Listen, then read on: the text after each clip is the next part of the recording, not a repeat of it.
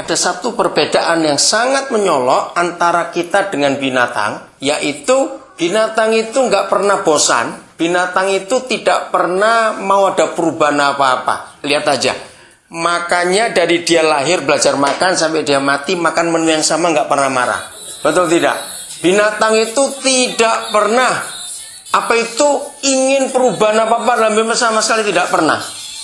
Tapi manusia akan rasa bosan kalau kita ngerjakan sesuatu yang sama terus, ya atau tidak?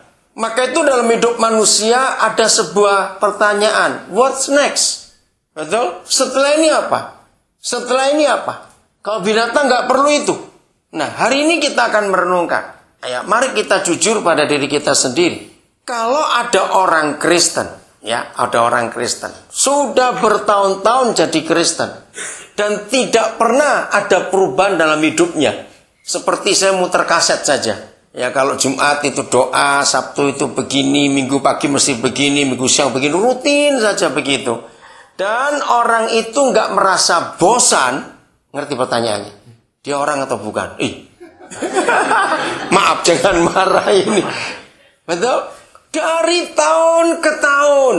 Ya begitu, ke gereja begitu, ikut Bible study ya begitu. Ya itu saja. Dan nggak pernah merasa bosan.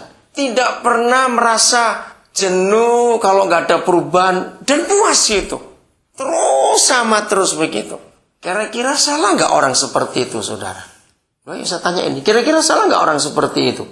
Pasti salah. Nah, hari ini kita akan belajar, saudara, bahwa kalau Kristen kita cuma berputar-putar saja. Lihat, di dunia ini air adalah sumber kehidupan. Betul? Nggak ada air, dunia mati. Saudara tahu cirinya air itu cuma satu. Apa tadi? Mengalir. Kalau ada air tidak mengalir, itu namanya got. Muter saja di situ. Nah, kalau namanya got, itu pasti sumber penyakit. Jadi gereja yang suka ribut, itu karena penyakitnya di dalam muter saja begitu. Dari dirinya untuk dirinya lagi. Mutar saja. Nggak ada aliran keluar. Filosofi dunia itu mengatakan, kalau kita ada di sebuah sungai, lalu kita tepuk air sungai itu, filosofi berkata, air itu nggak akan pernah kembali lagi. Ya atau tidak? Begitu sungai itu mengalir, maka airnya itu nggak akan kembali lagi. Kalau sampai dia kembali lagi sekali namanya got. Nah, hidup kita mengalir atau tidak? Kenapa ada rasa jenuh, burn out, ya? Rasa, aduh lelah betul. Karena kita tidak mengalir. Kita tidak pernah tahu what's next. Saudara, orang dagang sama.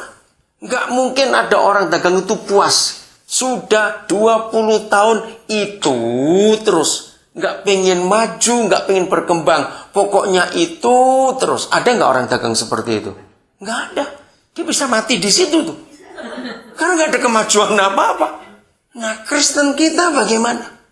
Ini pertanyaan penting dalam hidup kita. Kristen kita bagaimana? What's next? Sudah berapa tahun kita jadi Kristen? Saudara lihat waktu ini cepat sekali. Ini bulan Juli sudah mau habis lagi. Saya heran betul, aduh, cepat sekali. Nah, kalau waktu begitu cepat, lalu pertumbuhan hidup rohani kita, progresnya itu lambat sekali. Berarti kita ketinggalan jauh. Betul? Misalnya kalau waktu itu kecepatannya 1 jam itu 160 km. Tapi pertumbuhan rohani kita cuma 20 km per jam. Bisa bayangkan ketinggalannya seberapa jauh ini. Dan maaf. Dan kita atau orang Kristen itu nggak pernah merasa bosan dalam hidupnya. Wah, celaka sekali. Mari kita tanya pada diri kita sendiri. Berjalannya waktu sekian tahun kita jadi Kristen. Apa yang kita temukan? What's next? Setelah ini apa? Ya enggak? Setelah ini apa? Mari kita lihat satu ayat. Satu-satunya ayat dalam Alkitab. Ini yang mengagetkan sekali. Yang mendefinisikan, yang memberitahukan siapa orang Kristen itu. Ya, lagi sekali. Inilah satu-satunya ayat Yohanes 14 dalam Alkitab yang memberitahukan kepada kita tahu siapa orang Kristen itu. Saudara, orang Kristen tidak dinilai dengan dia kemana-mana bawa Alkitab. Tidak. Orang Kristen nggak dinilai dikit-dikit dia berdoa. Enggak. Orang Kristen nggak dinilai karena dia pakai kalung salib. Enggak. Orang Kristen nggak dinilai karena dia minggu ke gereja, bukan ke masjid. Enggak juga. Lalu apa yang Alkitab katakan tentang orang Kristen, orang percaya? Ayat 12 kita lihat. Yohanes 14 ayat 12. Oke, saya akan baca. Aku berkata kepadamu, sesungguhnya siapa? Ayo, barang siapa? Percaya kepadaku. Nah, ini definisinya. Jadi kalau ada orang tanya, what is a Christian? Tunjukkan ayat ini. Sesungguhnya aku berkata kepadamu, barang siapa percaya kepadaku, perhatikan, cuma satu cirinya. Cuma satu identitinya. Ia, ayo baca 1, 2, 3. Ia akan melakukan juga pekerjaan-pekerjaan yang aku lakukan. Stop dulu.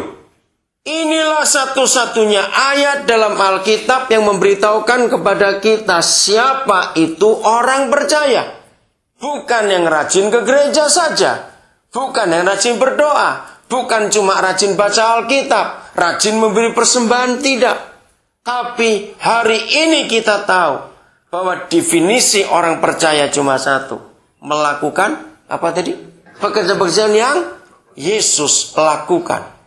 Ayo, kalau kita pakai kriteria ini, kita sebut. Saya minta 5 orang di antara saudara, sebutkan.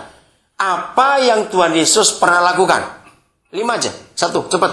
Mujizat, buat mujizat, betul. 2, kasih, mengasihi, betul. Apa lagi?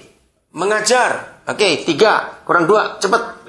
Menyembuhkan. Iya, saya masukkan mujizat ya, supaya hemat. Apa lagi? Membangkitkan orang mati. Itu yang keempat. Yang terakhir, kelima, memuridkan. Ayo kita lihat 5 hal ini. Mujizat, mengasihi, mengajar, apa tadi? Membangkitkan orang mati, dan memuridkan. Jangan tersinggung, jangan tertuduh. Tanya diri kita masing-masing. Dari 5 hal yang Yesus lakukan, yang kita sebut hari ini, mana yang kita pernah lakukan? Diam-diam, jangan jawab dalam hati saja. Ya, mengerti pertanyaannya saudara? Hari ini saya ingin mengajak saudara sungguh-sungguh untuk kita menyadari ini. Setan itu punya visi dan punya misi enggak untuk merusak dunia ini? Setan punya enggak? Jelas punya. Jelas. Nah, gereja juga punya, bukan? Visi dan misi itu. Dan apa yang kita punya itu datang dari Tuhan Yesus lewat firman-Nya. Nah, untuk menyatakan, untuk mewujud nyatakan visi misi setan, yaitu supaya seluruh dunia jatuh dalam dosa. Ini logika ya, pemikiran. Setan pernah nggak buka sekolah dosa? Ayo, jawab yang lain. Pernah nggak setan buka sekolah dosa? Demi misinya loh.